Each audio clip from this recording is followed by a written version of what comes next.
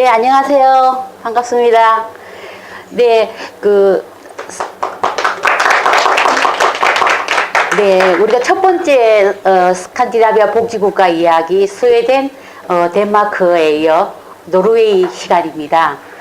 예, 노르웨이는 그동안 그 복지국가를 다루면서 거의 그 강의라든지 이런 게 없었어요. 제가 쭉 찾아봤는데 노르웨이에 대한 그 복지국가 이야기는 거의 없었고, 사실 명실상부한 세계에서 최강 복지국가거든요, 노르웨이는. 그리고 가장 그 유럽에서 민주적인 헌법을 최초로 만든 국가이고, 지구상에서 가장 평등한 국가가 어디냐 이러면은 노르웨이예요.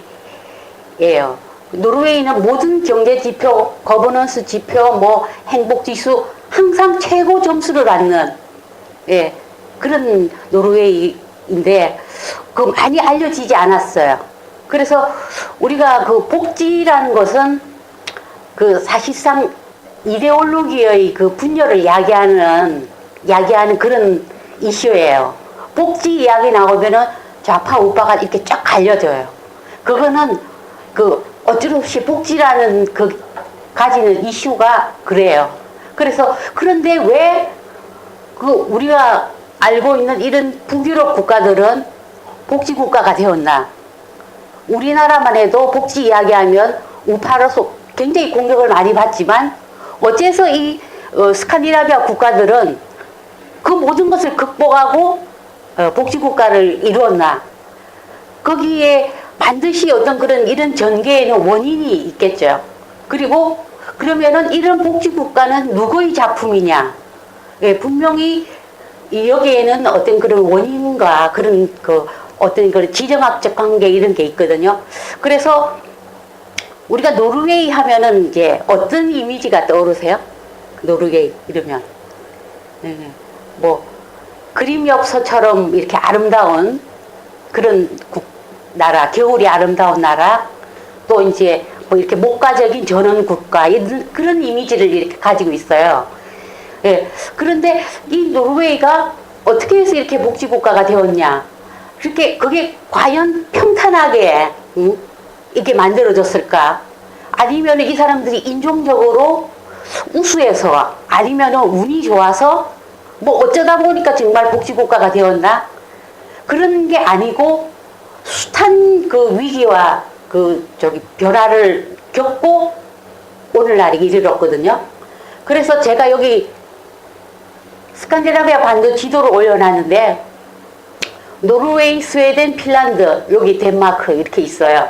그러니까 우리가 첫 번째 시간에 그 스웨덴 편을 열어주신 안승무 선생님이 왜 핀란드가 빠졌느냐 이러면서 잠깐 또 이야기를 해주셨어요.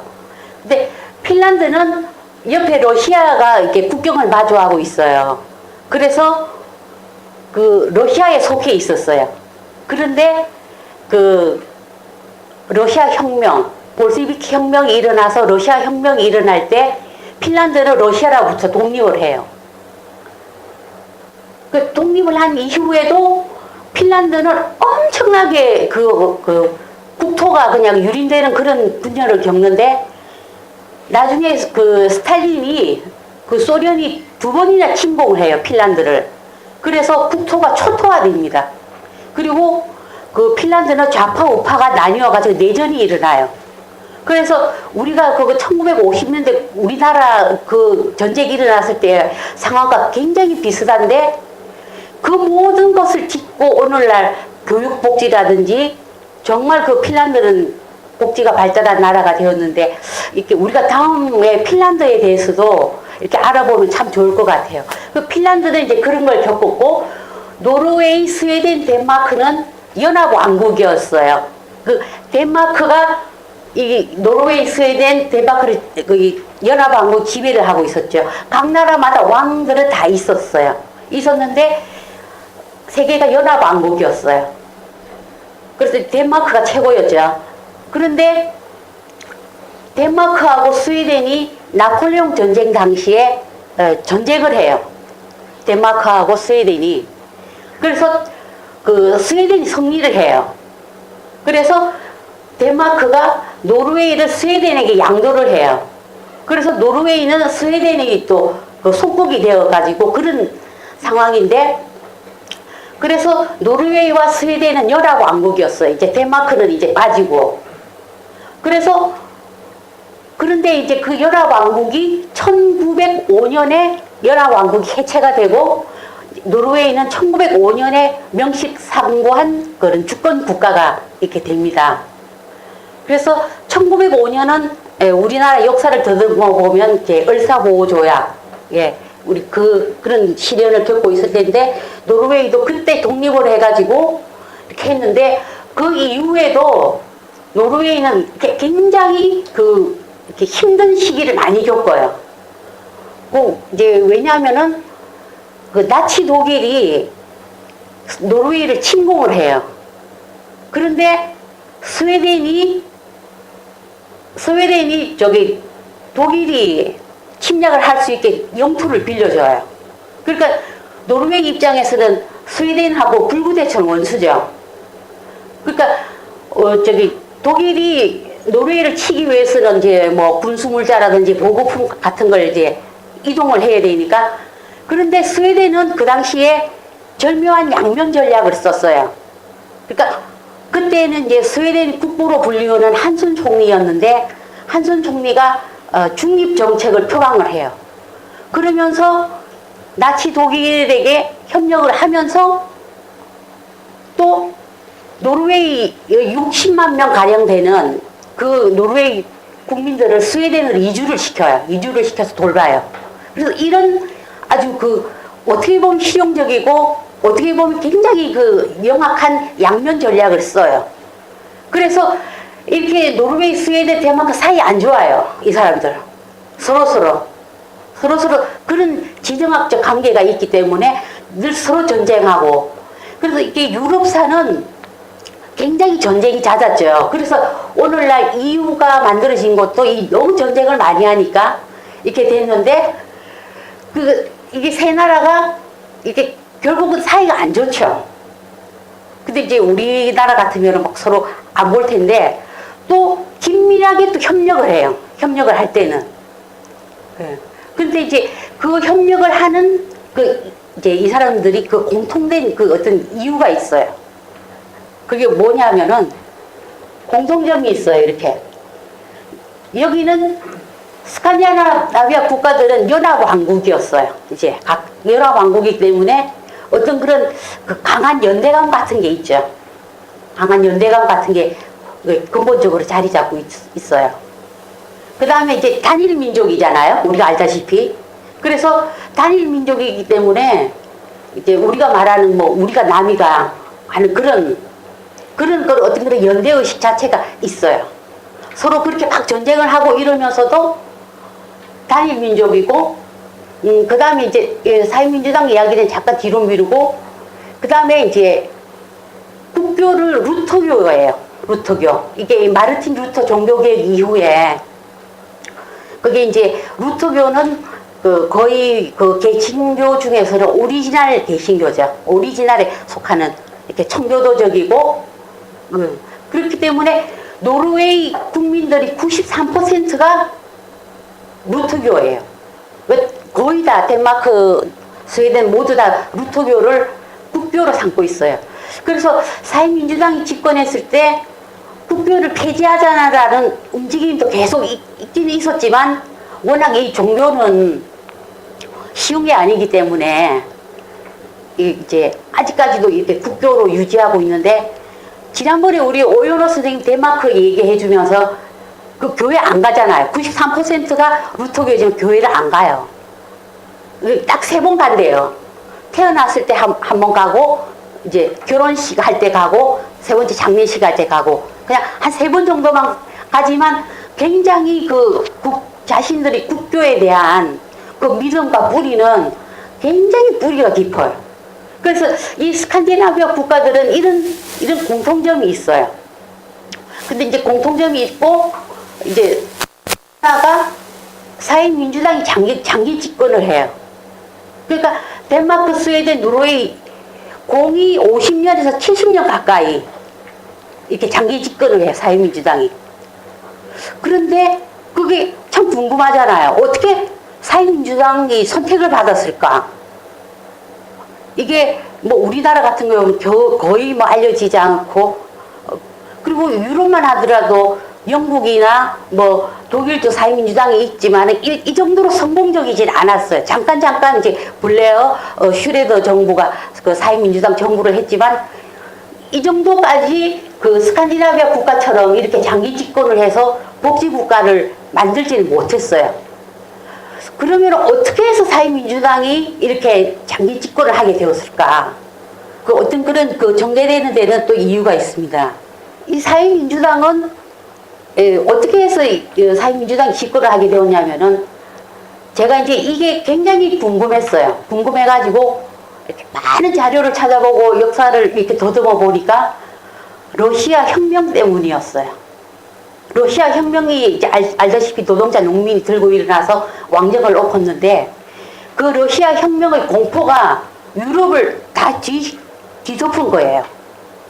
너무나도 유럽의 왕족들, 귀족들, 대자본가, 대지주들이 러시아 혁명의 그 공포가 너무너무 두려웠던 거예요. 그런데 그 노동자들은 다 마르크스 혁명 노선을 따라요. 노동자들은. 왜냐하면 산업혁명 시기 때부터 노동자의 착취가 너무 심했기 때문에 그 혁명적 마르크스주의자들이었어요. 그러니까 유럽, 이 스칸디나비아 국가들은 그 러시아 혁명의 그 여파가 너무너무 두려웠던 거예요. 그래서 결국 복지국가의 발달도 러시아 혁명 때문이었어요. 노동자들의 이야기를 들어줄 수밖에 없었으니까 복지를 할 수밖에 없었죠. 그렇지 않으면 노동자들이 그 자본가를 이렇게 엎어버리는 그런 상황이 발생할까봐. 그런데 이제 사회민주당은 거기에 대해서 노선을 분명히 했어요. 우리는 그 혁명적 마르크스 노선을 따르지 않는다. 굉장히 비판했죠. 그리고 공산주의에 반대한다. 그렇지만 마르크스주의의 좋은 점, 자본주의의 좋은 점을 받아들여서 우리는 복지국가를 만들겠다. 이렇게 해서 사회민주당이 그 러시아 혁명의 그 어떤 그거를 막는 어떤 보루처럼 돼버린 거예요. 그래서 사회민주당이 그때 선택을 받았던 거예요. 이 스칸디나비아 국가에서. 그래서 이제 우리가 알다시피 이제 굉장히 그 뛰어난 정치가들이 그 복지국가 플랜을 제시를 하죠. 그러니까 뭐 스웨덴 같은 경우에는 이제 브란팅 또 에르란데르 총리 뭐 올로프 팔메 막 쭉 이렇게 나가는데 이게 굉장히 이제 그 복지국가를 핵심 정체성으로 삼고 복지국가를 만들어 나가요. 그런데 이제 그 기라성 같은 정치인보다는 노르웨이는 좀 덜 알려졌죠. 근데 노르웨이도 이제 그 사회주의 계열과 비사회주의 계열이 굉장히 그 분열이 심했지만 그 노동자들도 대부분 다 그 마르크스주의자들이었어요. 예, 그렇지만 그 사회민주당이 그 아까 말씀드린 것처럼 공산주의에 반대하고 마르크스주의를 반대하지만 좋은 점을 받아들여서 자본주의를 받아들이니까 사회민주당이 이렇게 집권을 하게 되는 그런 계기가 되는데 사회민주당이 초창기에 집권을 할 무렵에 우리가 알다시피 1차 세계대전이 일어났어요. 그 다음에 세계대공황, 그 다음 또 2차 세계대전. 이런 그 유럽의 그 혼란하고 어지러운 가운데서 이 복지국가를 만든 거예요. 그러니까 그런 위기를 기회로 만든 거예요. 그래서 그 복지국가의 골격이 그렇게 힘든 시기임에도 불구하고 이렇게 쫙 만들어집니다. 골격이. 그래서 그 어떤 그 노르웨이 복지국가의 공통점이나 발전 과정이 어떻게 되냐면은 이제 노동운동이 있어요. 그러니까 우리가 이제 지난번에도 이렇게 했지만 여기 가입률이 굉장히 높잖아요. 여기. 그러니까 그 스웨덴, 덴마크 편 할 때도 굉장히 가입률이 높아요. 그러니까 노동자들이 워낙 힘이 세니까 자본가들이 뭐 말을 들어줄 수밖에 없죠. 워낙이. 그러니까 복지를 할 수밖에 없는 구조예요. 근데 처음부터 뭐 이렇게 막 이렇게 가입률이 높진 않았죠. 처음에는 10% 이렇게 됐고 사회민주당도 뭐 지지율도 굉장히 낮았고. 그런데 그 노동자들이 가입률이 이렇게 복지국가를 하면서 굉장히 가입률이 높아졌어요. 그래서 그 노동조합과 노동운동이 민중운동을 함께 이끌어요. 그 계몽을 같이 하면서. 그때 이제 노동조합을 한 노동조합원이다 이러면은 이렇게 굉장히 교육받은 노동자 중에서도 이렇게 교육받은 그런 이렇게 평가를 받았어요. 그래서 우리나라 이제 양대 노총이 있는데 복지국가 운동 안 해요, 이분들은. 그래서 제가 굉장히 많이 비판을 많이 해요. 제가 왜 복지국가 운동을 하지 않느냐. 민주노총처럼 그렇게 큰 단위에서 복지국가 운동을 가장 그 아젠다로 걸고 복지국가를 하면은 굉장히 큰 힘이 될 텐데 왜 복지국가 운동을 안 하시냐. 스칸디나비아 국가들은 그렇지 않았다. 노동조합들이 복지국가 운동을 함께 이끌었다. 그러니까 우리나라 노동조합 하는 일은 1년에 한 번씩 임금 투쟁하는 거, 그거 하다가 또 1년 내내 그렇게 하다가 또 그 다음에 또 이렇게 그런 상황을 겪어요.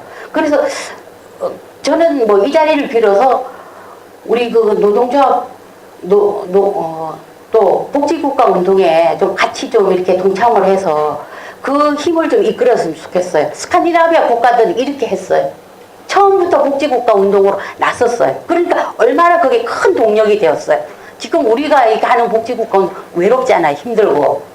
네. 그러니까 이렇게 보면은 가입률이 이렇게 되는데 그 노르웨이는 조금 떨어지잖아요. 이제. 근데 이게 이제 스웨덴 같은 경우에는 대기업, 중공업이 원래부터 발달을 했 나라예요. 그래서 대기업 단위로 이렇게 하다 보니 그 노조원들이 많은데 노르웨이는 그때 이제 뭐 소규모의 경공업, 임업 이런 쪽이기 때문에 아무래도 조직률은 조금 떨어지죠. 그런 가입률 이렇게 차이가 있어요. 그래서 이게 노동조합 가입률이 왜 중요하냐면은 이 사람들이 복지국가 운동을 이끌어서 그래요. 그래서 그게 큰 힘이 있고 그게 가장 큰 동력이었어요. 예. 그리고 이제 지난번에 이제 우리 그 오연호 선생님이 덴마크가 50%가 협동조합을 한다고 그랬잖아요. 그 노르웨이도 마찬가지예요. 인구가 520만 명인데 약 250만 명 이상이 협동조합을 해요. 그러니까 복지는 복지대로 되어 있는데 노동조합도 가입률이 높고 협동조합 가입률도 높아요. 또 그러니까 이게 우리가 다음 기회에 협동조합에 대해서도 한번 좀 공부를 좀 해봤으면 좋겠어요. 그 협동조합 이야기를 또 나올 것 같고 그 다음에 또 중요한 게 뭐냐면은 이제 노동자와 그 자본가들 사이에 굉장한 그런 갈등이 있었고 위기가 컸어요. 그런데 우리가 이래서는 안 되겠다. 사회협정을 맺자. 그 사회협정이 이제 우리가 좀 이렇게 좀 어려운 용어로 계급타협이거든요. 그러니까 그 계급타협이라는 말이 어려우니까 이제 사회협정이라는 말이 맞아요. 그러니까 이 사회협정을 맺는데 이제 노동자, 농민, 노동자, 자본가 이렇게 굉장히 그 협약을 해요. 모여서 우리가 이렇게 맨날 서로 갈등하고 위기를 만들 게 아니라 우리 노동자, 자본가, 정부 셋이서 모여서 우리 좀 얘기 좀 해보자. 우리 서로 협의하고 수기해서 우리가 그 최선의 방법을 찾아내자. 그런 게 발달을 했는데 이게 결정적인 사건이 이제 터지는데 그 1931년에 35년에 그 스웨덴하고 노르웨이에서 노동자 대파업이 일어나요.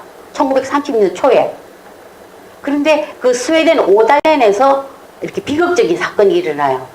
그 비무장 그 노동자들에게 경찰들이 발포를 해가지고 그때 노동자들이 여러 명이 죽고 수십 명이 총상을 당하고 큰 비극적인 사건이 일어났어요. 그 오달렌 사건이 이제 그 계기가 되어가지고 우리가 이렇게 갈등을 해서는 안 되겠다. 우리 모여서 우리 협정을 맺자. 그래서 이것이 그 유명한 이제 그 스웨덴 같은 경우에는 노사 간의 살츠요바덴 협약이 이렇게 체결되었죠. 그러니까 이거는 굉장히 많이 알려져 있어요. 스웨덴 같은 경우는. 근데 노르웨이는 사실 스웨덴보다 먼저 이 노사정 이 모여가지고 일반 프레임워크 협정이라는 이게 먼저 이게 만들어졌어요. 사회협약이. 그래서 이 사회협약이 굉장히 중요해요. 그리고 노사정이 모여서 서로 협의하는 거예요. 그래서 그 스칸디나비아 국가들은 그 협의민주주의, 수기민주주의, 상생의 민주주의 이런 게 굉장히 발달을 했어요. 그 이거를 수십 년 동안 계속 이거를 했어요. 끈질기게 서로 대화하고 이렇게 했어요. 그러면서 서로 조금씩 양보하고 그러면서 이게 복지국가를 만드는데 큰 또 힘이 되었어요. 예.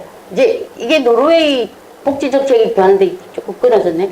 이거 이제 제가 표를 만들었어요. 제가 이제 쭉 이렇게 찾아보면서 이걸 만들었는데, 예, 사회복지의 시초는 아동 노동력을 그 사용 규제를 하는 게 사회복지의 시초라고 그렇게 알려져 있어요. 이게 1892년인데, 이제 아시다시피 그 우리 산업혁명 시기에 그 아동 그 노동자 또 심했지만 아동 노동자를 굉장히 많이 착취를 했어요. 그 우리 찰스 디킨슨의 올리브 트위스트 이 책에 보면은 막 아동 노동자들 막 많이 나오잖아요. 거기서 비참한 환경. 그 정도로 그 아동 노동자 착취가 심했어요. 이게 그 영국 산업혁명 거의 100년 가까이 동안 흑역사예요. 이게 영국 사람들은 산업혁명 그 시기를 숨기고 싶어 한대요. 왜냐하면 그때 너무나 비참했기 때문에 노동자들이 하루 18시간씩 일했어요.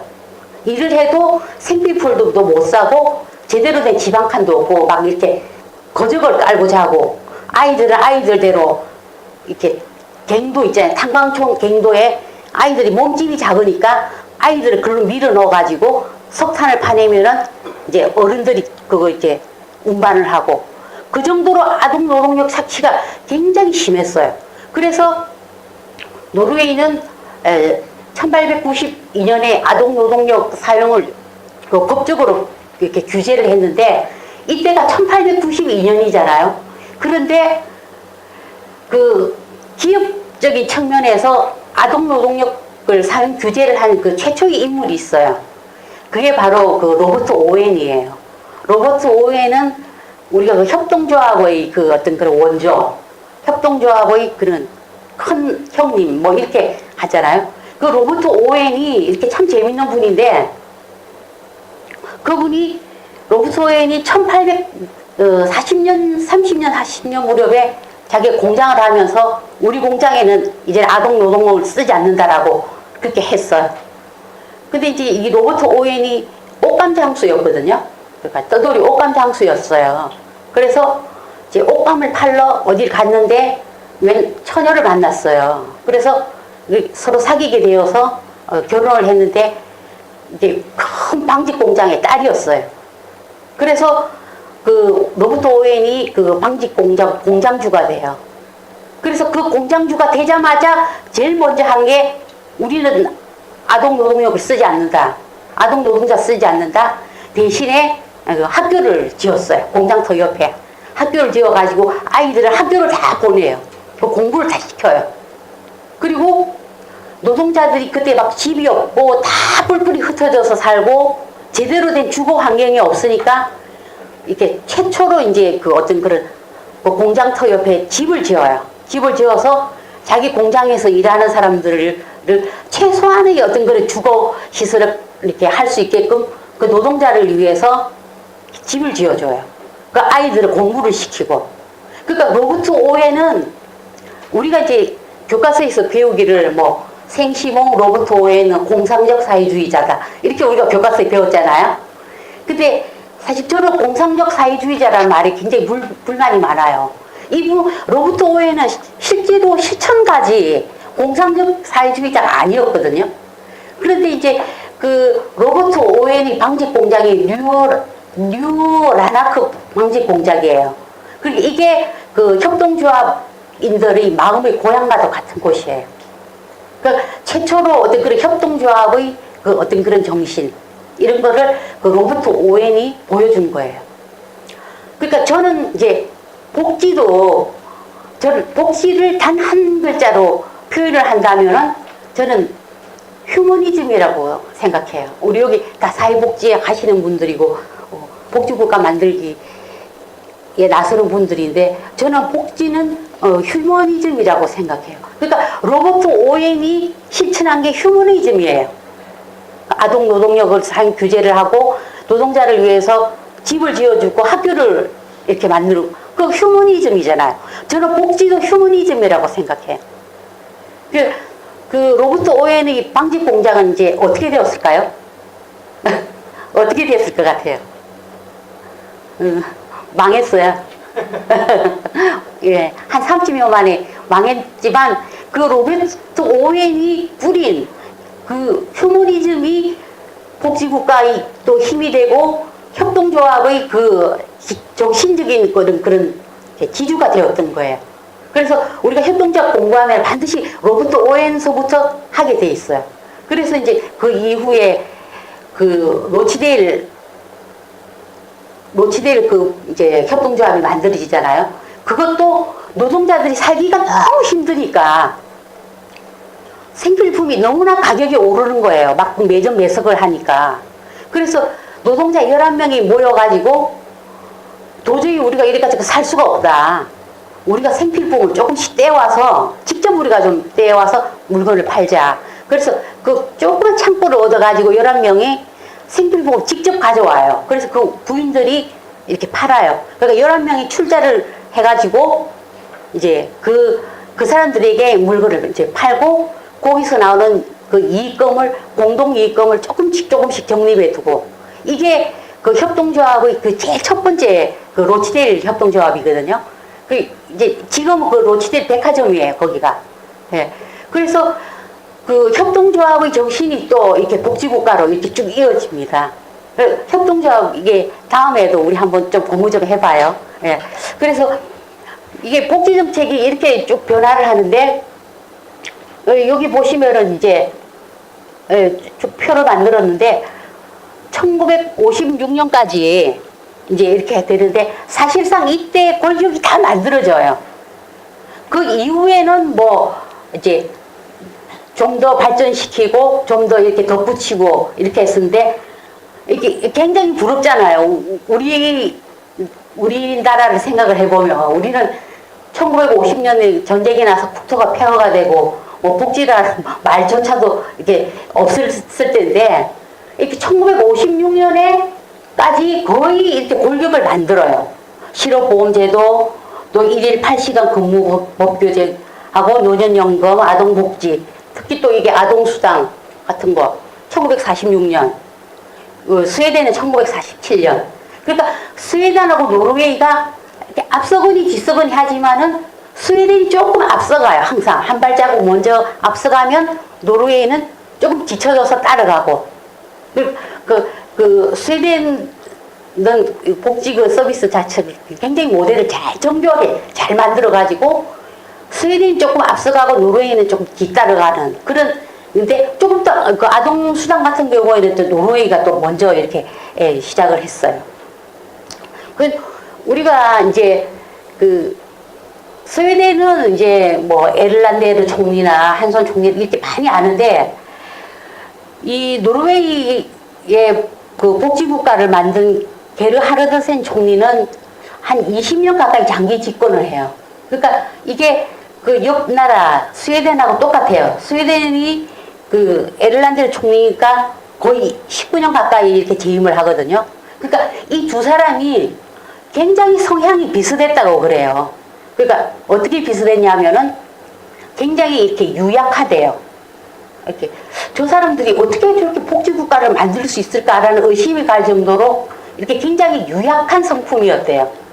그런데도 이렇게 거의 20년 가까이 장기 집권을 하면서도 단 한 번도 부패하지 않았고 단 한 번도 권력을 이용해서 사리사욕을 채우지 않았어요.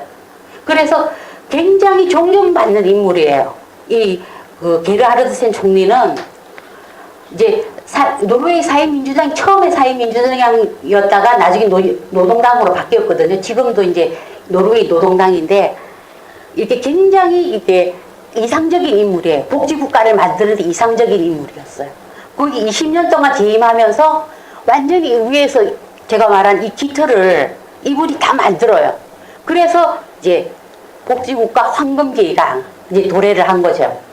그러니까 우리가 이렇게 그런 일화가 있잖아요. 에르란데르 총리가 19년 가까이 총리를 하고 관저에서 물러났는데 집이 없었어요. 돌아갈 집이.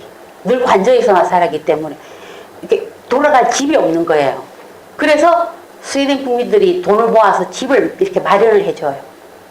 그 정도로 청렴했어요. 이 게르하르드센 총리와 에르란데르 총리는 복지국가를 만드는 동안에 단 한 번도 그렇게 부패하거나 타락한 적이 없었고 본인들이 모범을 보였어요.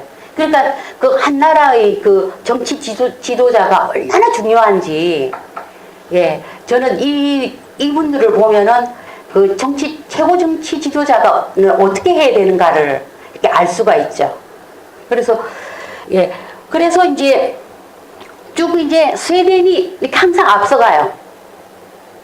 그때 이제 스웨덴 대기업이 이렇게 굉장히 발달하고 발렌베리 그룹이나 이렇게 에릭슨 뭐 이렇게 굉장히 이제 큰 기업들이 막 이렇게 생겨나는데 이게 역전이 되는 그런 큰 사건이 일어나요. 이게 바로 이제 노르웨이에서 석유가 발견이 돼요. 이때가 1969년이었는데 이때 역전이 돼요. 이게 노르웨이가 그 스웨덴 1인당 국민소득을 이제 추월하기 시작해요. 1969년도에 너무나도 그 절묘한 시기에 노르웨이는 석유가 터진 거예요.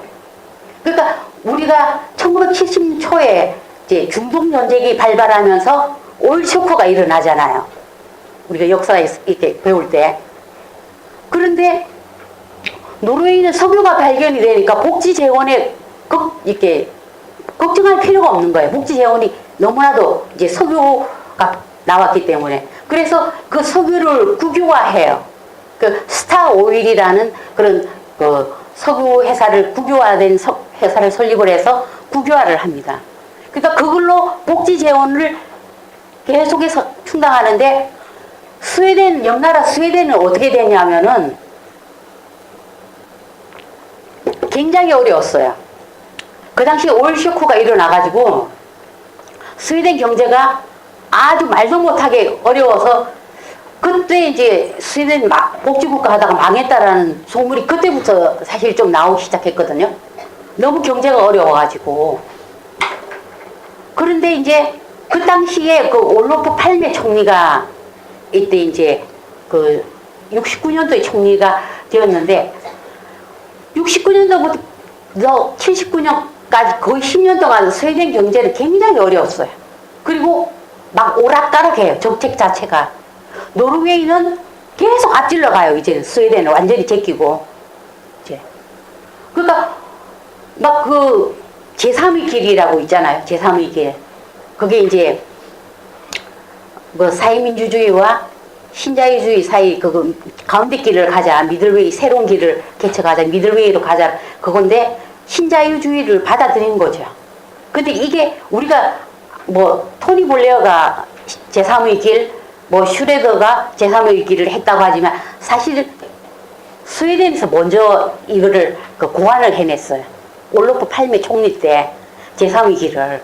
그러니까 경제가 너무 어려우니까 올로프 팔메 총리 시절에 이제 팔메가 나중에 암살당하잖아요. 이제 암살을 당해서 지금도 이제 영국 미제 사건인데 팔메가 이렇게 막 그 정책적으로 굉장히 오락가락해요. 굉장히 이제 사랑받는 총리임에는 분명하지만은 막 그 제3의 길을 만들어서 이렇게 그 복지국가적인 게 조금 퇴색을 시키는 그런 데서 비판도 많이 받고 그리고 막 처음에는 원자로, 그 원전을 막 많이 만들어. 원자력 발전소를 막 만들다가 또 막 그 스리말성에서 원자로 폭발 사고가 일어나니까 또 막 원전을 줄여야 된다고, 원자로 없애야 된다. 이래가지고 막 정책적으로 굉장히 10년 가까이 막 오락가락해요, 스웨덴은. 그 스웨덴 경제가 그만큼 어려웠어요. 그 노르웨이하고는 많이 차이가 났죠. 그래서 이제 그 스웨덴은 굉장히 어려웠습니다, 그 당시에. 네.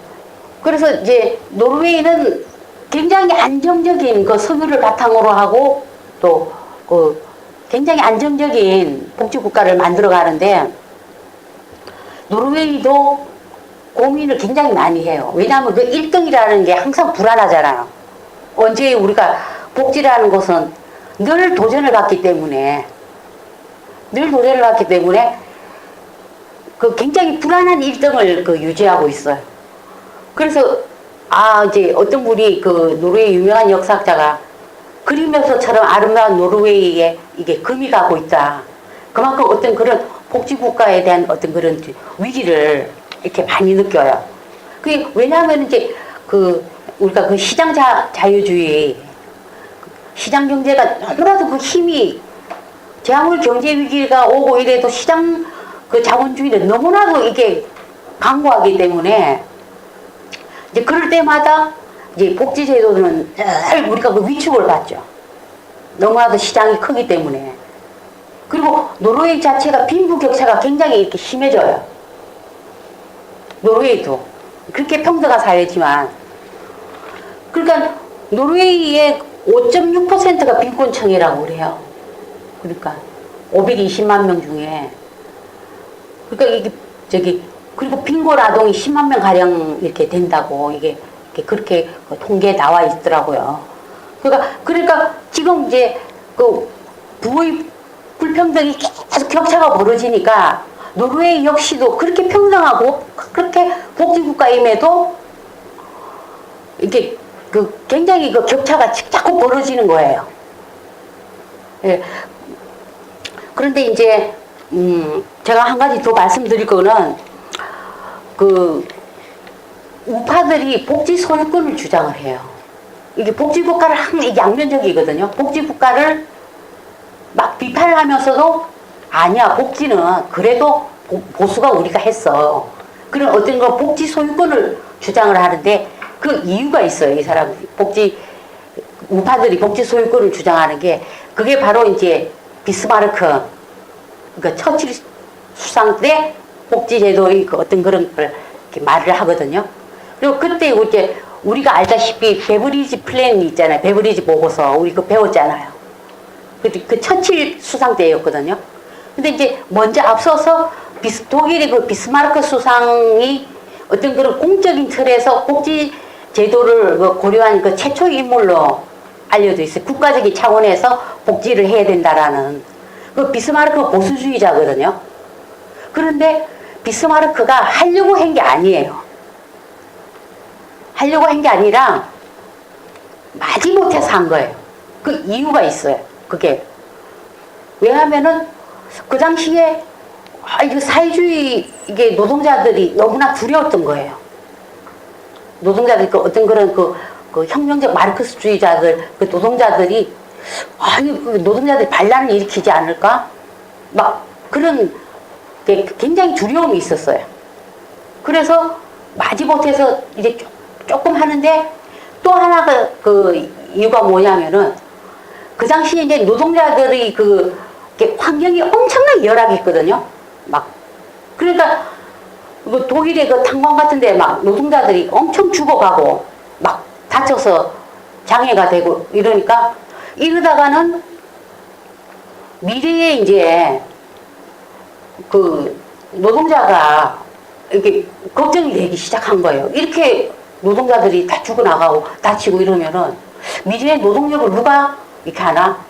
그러니까 비스마르크가 마지못해서 복지를 조금 한 거예요. 마지못해서. 하기 싫은데 억지로 한 거예요. 그런 어떤 그런 그 외부적인 이유에 의해서.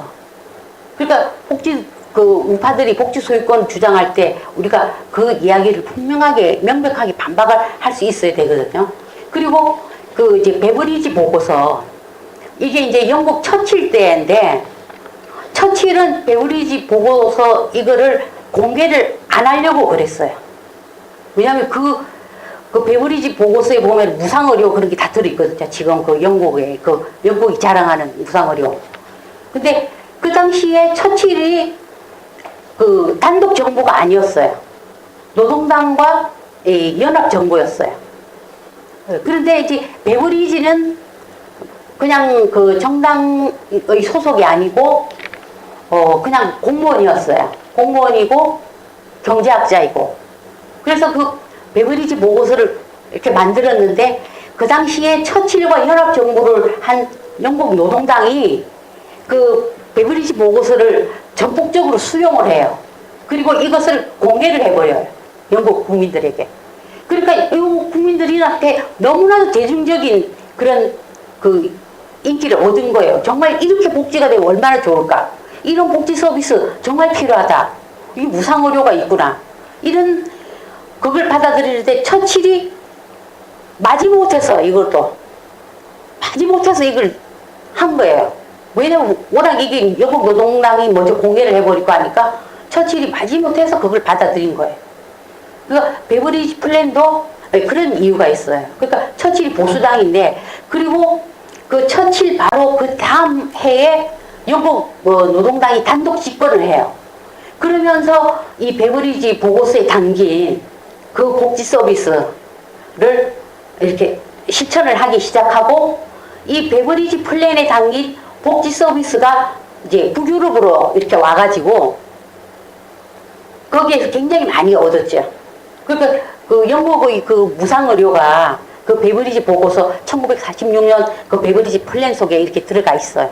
그렇지만 북유럽은 그 좋은 점을 가져가 가지고 이렇게 실천을 해서 영국보다는 훨씬 앞선 그런 복지국가가 되었어요. 그리고 이제 또 이 복지국가가 왜 약화되기 시작하고 왜 이렇게 도전을 받느냐 이러면은 불평등 문제도 있지만은 1980년대부터 노동조합이 이제 서서히 후퇴를 하기 시작해요. 처음에 막 그 노동자들이 그 복지국가를 만들고 그 어떤 그런 영혼이 80년대 들어서면서 굉장히 약화돼요.